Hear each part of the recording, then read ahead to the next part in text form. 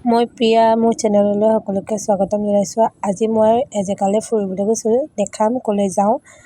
গোটেই আমাৰ ফেমিলিটো গৈছে, বাহঁতৰ লগত গৈছোঁ। এয়া আমি গোটেইখিনি গাড়ীত উঠি গ'লোঁ।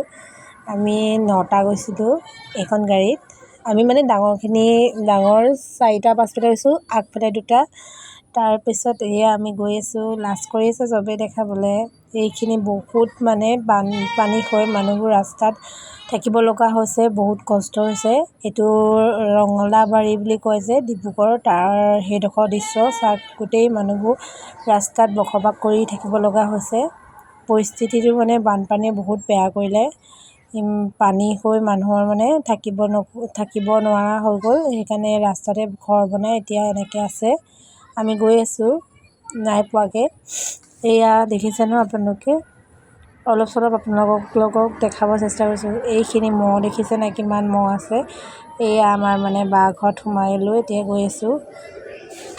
এয়া ফাইনেলি মই পালোঁহি বা ঘৰ পাই আহি এয়া চবেই কাপোৰ চেঞ্জ কৰিছোঁ। আমি মানে চবেই কাপোৰ লৈ আনিছোঁ, গৰমত থাকিব নোৱাৰিছোঁ কাৰণে। এয়া মই গোটেই ঘৰটো আপোনালোকক এবাৰ দেখাইছোঁ, চাওক কিমান ধুনীয়াকৈ সজাই ৰাখিছে। এটা বস্তু ধুনীয়াকৈ সজাই। এয়া আপোনালোকক আমাৰ বা ঘৰটো দেখাবলৈ বিচাৰিছোঁ। দেখিছে নাই কিমান ধুনীয়াকৈ পৰিপাটিকৈ সজাই ৰাখিছে। বৰ মৰম লাগিছে ঘৰটো দেখি, আপোনালোককো এবাৰ দেখাই দিওঁ বুলি ভাবিছোঁ।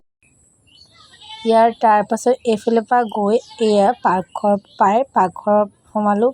এয়া ধুনীয়াকৈ পাকঘৰত থৈছে। সেয়া আমাৰ বা এজনী ভাগিন, ডাঙৰ ভাগিন। এয়া আমাৰ ভিনদেউ। এইফালৰ পৰা গৈ এইটো হৈছে এটা শোৱা ৰুম, সৰু ভাগিন, সেইজনী এজনী ভাগিন। এয়া ভিনদেউৰ, সেইজনী এজনী পুচকি। এইফালে এইটো ল'ৰাটো। এইখন ড্ৰেছিং আইনা। এইখন দেখিছেনে, মই আপোনাক গোটেই লুকটো দেখাইছোঁ। মই বেলেগ পিন্ধি গৈছিলোঁ, এতিয়া বেলেগ ওলালোঁ। তাই মানে লাজ কৰি সেইফালে লুকাই আছিলে, দেখিছে নাই। এইটো তাই আলু কাটি আছে আমাৰ কাৰণে, ভাত বনাবৰ কাৰণে আলু ৰেডি কৰি আছে কাটি। এজনী তাই লাজ কৰিছে কাৰণে হেৰি কৰিছে। আজি আমাৰ ভাতটো হ'ব ব্ৰইলাৰ মাংস দি, ভিনদেউৱে ব্ৰইলাৰ মাংস গুচাই। ফাইনেলি ভাত হৈ গ'ল। এয়া ধুনীয়াকৈ সজাই দিছে, বিজুলীকেইটাও দি দিছে। ভাল লাগিলে লাইক, কমেণ্ট এণ্ড ছাবস্ক্ৰাইব কৰি দিব। Bye bye.